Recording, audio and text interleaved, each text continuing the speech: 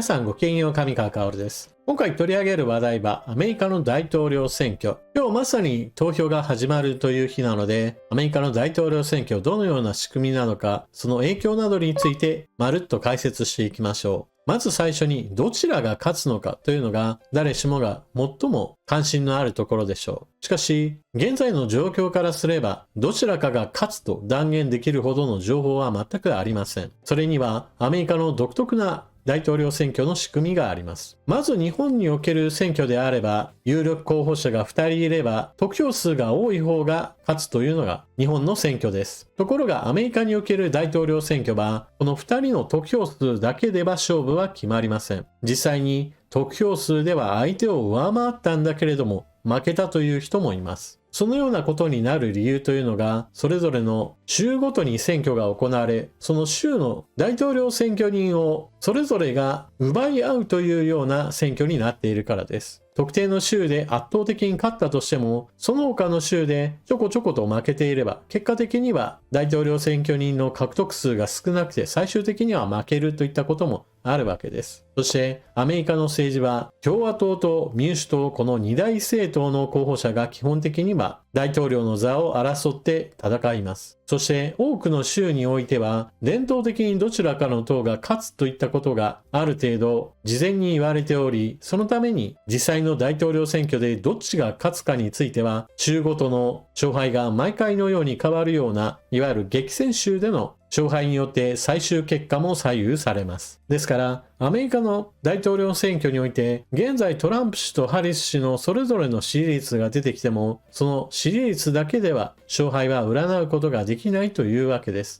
しかもこの支持率について言っても、当然のように誤差を含んでいるものであり、その誤差次第で実際のところどうなのかについては、今日を開けてみなければわからないといった事情を含んでいるわけです。ただし、現在のところの選挙結果の予想については、今のところトランプ氏勝利を予想する声が多くなっています。これは当初、民主党側の大統領選候補者であったバイデン氏が思うように喋れない場面があったり、歩行すらもちょっと困難かもと思われるような、次の任期大統領を全うするのも危ういのではないかと言われたことから、大統領選からの撤退を決めました。その代わり候補者となったのがカマラ・ハリス氏。ただしこのカマラ・ハリス氏は、本来であれば予備選の長い期間を通じて鍛えられていなければならなかったのですが、急遽登板したこともあって十分に政策が練られていないであるとか、論戦に対する経験値不足といったものを何度となく晒してしまいました。そのためバイデン氏よりはいいよねといった形でカマラ・ハリス氏の支持率が上がった時期があったのですが、そこから時間が経つことによってずるずると支持率の低下に見舞われ、最終的に現在ではトランプ氏と横一線といったような状態となっています。ですからトランプ氏勝利だろうと予測する解説者がいる一方で、ほとんどの解説者がどっちが勝つか本当のところは予想がつかないといった話をしています。逆に言えばカマラ・ハリス氏が勝利すると断言するような解説者は今のところ私が探したところでは見当たりませんでした。まあ実際のところ票を開けてみなければどっちが勝つかについてはわからないというのが私は妥当な判断だと思います。というのもアメリカにおける大統領選挙、先ほども述べたように州ごとの勝敗によって最終結果が左右されるものですから、全体の支持率もあんまり当てにならない。さらにプラスアルファ考えなければならないのが、郵便投票による結果の左右といったものも考えなければなりません。アメリカは非常に広い国土ですから、期日前投票をもう郵便投票で済ませてしまおうという人も結構いるわけです。これらの人たちが大統領選挙を誰に投票するかを決めるのは、投票日よりもずっと前といったこともあるわけです。最近起こったどちらかの候補者周りの失言などについての影響は全く受けないといったこともあります。この郵便投票についても数がかなり多く予想を難しくしている理由の一つです。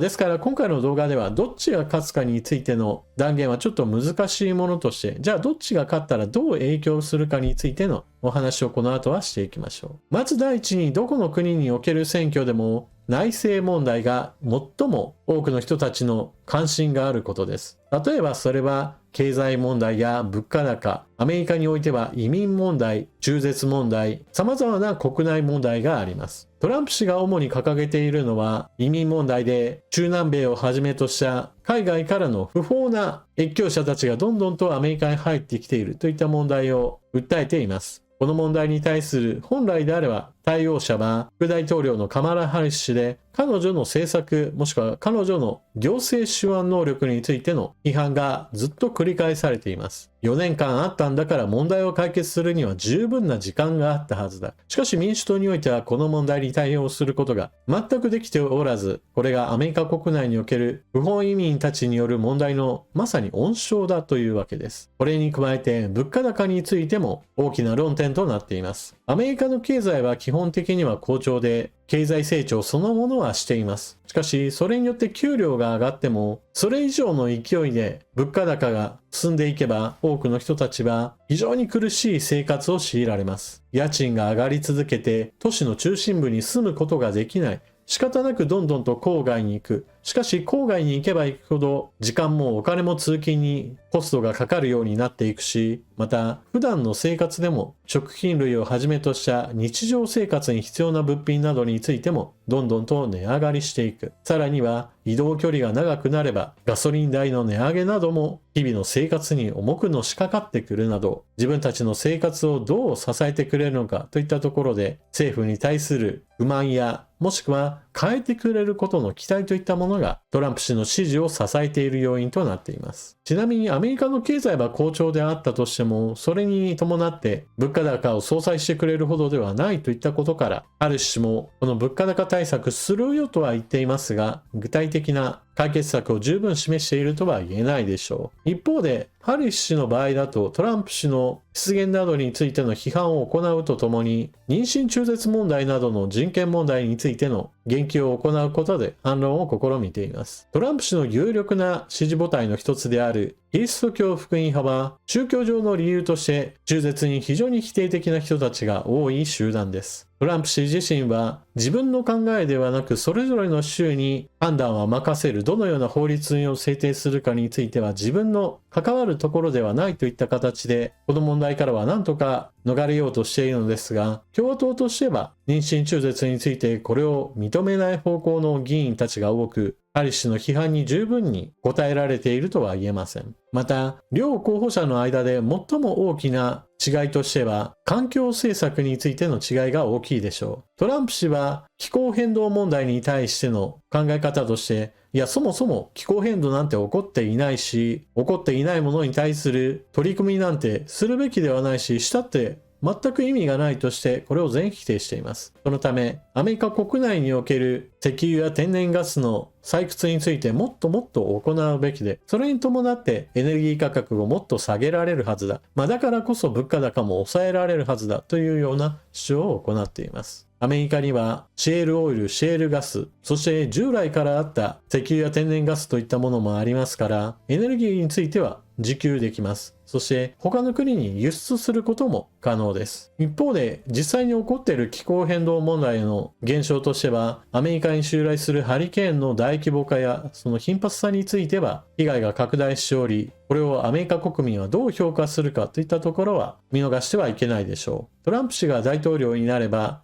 おそらく環境規制などについては大幅に緩和してパリ協定からの離脱なども実際に行うだろうと言われています。そしてもう一つ政策の違いとしては、他の国との関係上において関税をどれだけかけるかといったところはトランプ氏とハリス氏との違いの一つでもあります。トランプ氏はメイクアメリカグレートアゲイン、MAGA と呼ばれるような標語を使ってアメリカ国内での生産回帰といったものを目指しています。この生産回帰のための一つの方策として世界各国の物品輸入に関する関税を大幅に引き上げるといった政策を掲げています。これは対中国だけではなく日本なども含まれています。もちろんヨーロッパなども含みます。世界の工場と呼ばれるような時期、中国においてはアメリカの企業も様々製造工場を建てました。しかし、それによって中国から大量の製品がアメリカへと流れ込み、それに伴ってアメリカの対中貿易赤字は拡大していきました。トランプ氏としてはこの流れを阻止したいわけです。ただしアメリカの企業が中国に工場を作って物品を安く作ってそれをアメリカに輸出するというその流れそれ自体はアメリカの消費者に安い製品を届けるといった役割もあったので、この流れを完全に覆すというのは実はアメリカ国内における物価高を促進する要因ともなります。この関税についての話では、じゃあアメリカに製造現場を持ってくればいいじゃないかといったことをより促進しようとして現在貿易協定を結んでいる国に対しても条件変更を掲げています。現在アメリカはカナダやメキシコ合わせて3カ国による貿易協定を結んでいます。この北米の貿易協定によって現在生産拠点が多く作られているのがメキシコです。メキシコはアメリカよりも人件費が安く、それでいて貿易協定の恩恵もあって関税障壁がないので、積極的に多くの国々がメキシコを製造現場として選んでいるのです。ただし、トランプ氏の言うように世界各国からの物品についての関税を高めるというのであれば、より少しでも関税の低いところで作ろうとしてメキシコに工場がいっぱいできるというのはトランプ氏は望んでいません。彼が言っているのはアメリカに工場を作れということです。そのため現在結ばれている3カ国の貿易協定についてもメキシコ経由でアメリカに物を入ってくるのもこれを見直そう。つまり現在の貿易協定の条件見直しを掲げて関税を何とかしてかけようと考えているようです。こうした関税を様々なところに立てて何とか製造回帰を目指そうという動きは当然のように日本にも影響を与えます。日本の自動車産業はかつての貿易戦争の時にかなり叩かれまくったので、現在ではアメリカにも多くの製造拠点を持ち、アメリカ製の自動車をアメリカ人に売る日本メーカーといったことを進めています。そのため日本から輸出する量全体としては下がっているのですが、しかし現在でもなお海を渡る自動車は多く、それらについて関税をかけられると今度は日本の雇用が失われる危険性があります。現在日本は少子高齢化とそして人口減少といった問題を抱えていますから、自動車についてもこれからどんどんと市場が膨らむといった世界ではありません。これからは日本における自動車産業、その必要とされる車の数も縮小していきます。その上にアメリカからの関税を立てられた場合においては、もっとアメリカでの製造を増やそうかといった話になるわけですから、日本における工場の閉鎖といったものも起こりうる話です。次に日本との安全保障関係の話題について話しておきましょう。ハリス氏は基本的にはバイデン大統領の掲げていた政策をある程度踏襲すると見られていますから、安全保障関連の話でもハリス氏が大統領になった場合では大きな変化は起こらないでしょう。一方でトランプ氏が大統領に返り咲いた場合においては、かねてからの持論である駐留経費の負担増加であったり、対 GDP 比に見られるような防衛予算のより増額、それぞれの国でそれぞれ自分で守れるようにしなさいといったことをより強く要求してくる可能性があります。岸田政権においては GDP 比 2% を目指して防衛予算の増額といったものが行われてきましたが、石破政権でその流れが継続されるかどうかはちょっと見守っていかなければなりません。GDP 比 2% に向けて防衛費を増やしていきますよという流れそのものが受け継がれたとしても、トランプ大統領になった場合にはもっと早くそれを実現しろと言われるかもしれません。石破総理は日米地位協定について改定できるところがあればこれを何とか改定したいという話をしていますが、トランプ氏がこれを飲むかどうかは分かりません。いわゆるディールといって何かしらの取引の材料にして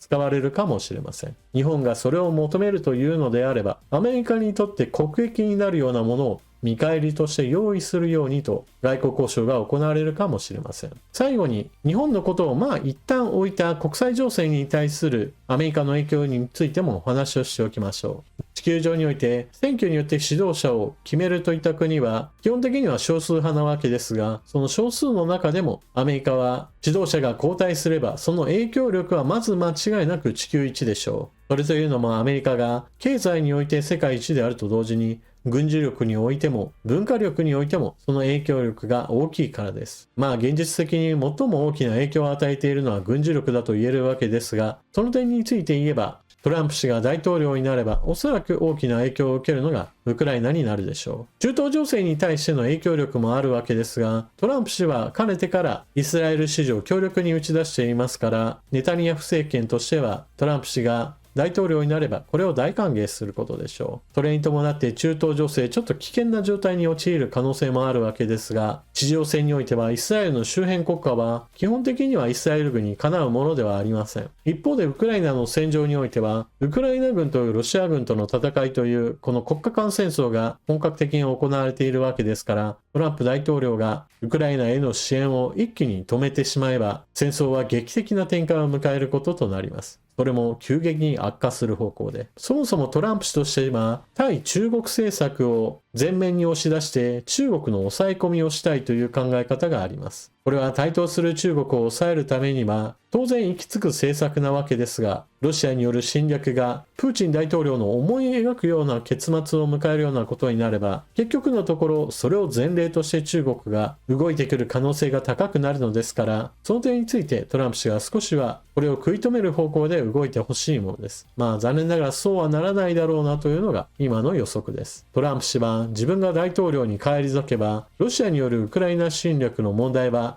一日にして解決すると述べていました。この言葉は全く具体性がないと思っています。最後にトランプ氏が大統領になったらといった話を中心にしてきました。というのも、ハリス氏が勝った場合であれば、ほとんどの政策について大きな変更点がないと考えられているからです。そして、ハリス氏が勝った場合においては、大きな問題をアメリカは抱えることとなります。以前、トランプ氏が負けた時に、自分が負けたのは不正なことが様々起こったからだというような話をして、実際にそれをアメリカ中にばらまきました。それに伴う不信感といったものが多くのアメリカ人に植え付けられました。実際に議会に対する襲撃事件なども起こったわけですし、その後も投票機を作っているメーカーに対する無茶苦茶な誹謗中傷なども巻き起こっていきました。今回の選挙においてもトランプ氏が負けた場合においてはおそらくは同じような展開をたどるだろうと見られています。そうしたこともあってシビルウォー、内戦の懸念といったものも伝えられています。アメリカ国内における分断は